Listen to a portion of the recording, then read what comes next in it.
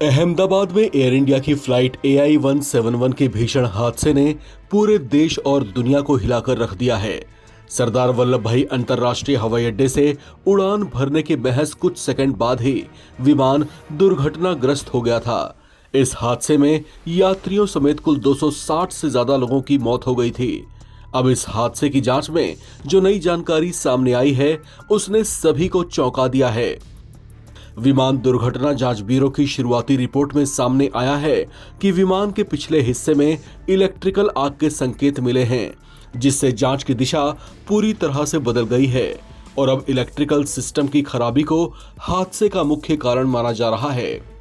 Report के मुताबिक उड़ान भरने के केवल 3 सेकंड बाद ही विमान के दोनों इंजनों के फ्यूल कंट्रोल स्विच अपने आप कट ऑफ मोड में चले गए थे, जिससे इंजन बंद हो गए थे। कॉकपिट वॉइस रिकॉर्डर में एक पायलट दूसरे से सवाल करते हुए सुना गया था, जिसमें वे कह रहे थे, तुमने फ्यूल क्यों काटा? को पायलट ने जवाब दिया था, मैंने नहीं काटा। इस बातचीत से साफ होता है कि ये कोई मानवीय त्रुटि नहीं, बल्कि तकनीकी खामी के कारण फ्यूल सप्लाई रुक गई थी। जांचकर्ताओं का मानना है कि इलेक्ट्रिकल सिस्टम की खराबी के कारण इंजन कंट्रोल यूनिट को गलत जानकारी मिली, जिसने फ्यूल सप्लाई को बंद कर दिया था। ये बातें इंडियन एक्सप्रेस की रिपोर्ट में बताई गई हैं। दिलचस्प बात यह है कि इसी विमान की पिछली उड़ान दिल्ली से अहमदाबाद आने वाली फ्लाइट AI-423 में पायलट ने एक खास सेंसर स्टेप POS XDCR की गड़बड़ी की शिकायत की थी। ये सेंसर विमान की पिच यानी ऊपर नीचे झुकाव को मापता है और उड़ान नियंत्रण प्रणाली को डेटा भेजता है। उस समय इंजीनियर ने विमान की जांच के बाद उड़ान की अनुमति दे दी थी। अब यह माना जा रहा है कि इस सेंसर की गड़बड़ी और इलेक्ट्रिकल सिस्टम की समस्या आपस में जुड़ी हो सकती है। हादसे में विमान का पिछला हिस्सा अपेक्षाकृत कम क्षतिग्रस्त रहा और जांच के लिए उपयोगी साबित हुआ। इसी हिस्से से APU यानी ऑक्सिलरी पावर यूनिट, ट्रांसड्यूसर और अन्य उपकरणों को सुरक्षित निकाला गया, जिनका विश्लेषण किया जा रहा है।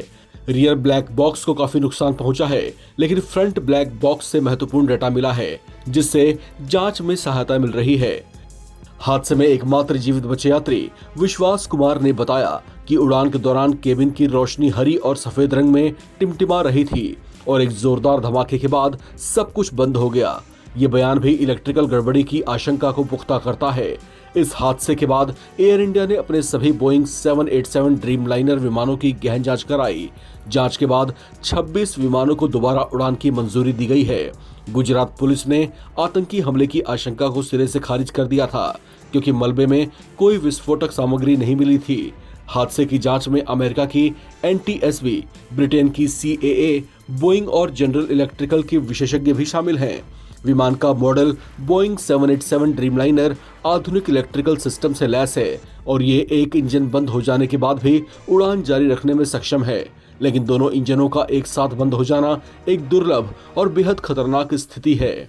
आपको बता दें कि ये घटना विमान सुरक्षा, मेंटेनेंस और जांच प्रक्रिया की गंभीर समीक्षा की मांग करता है। इस खबर में फिलहाल इतना ही। बाकी अपडेट्स के लिए आप बने रहें नवभारत टाइम्स के साथ।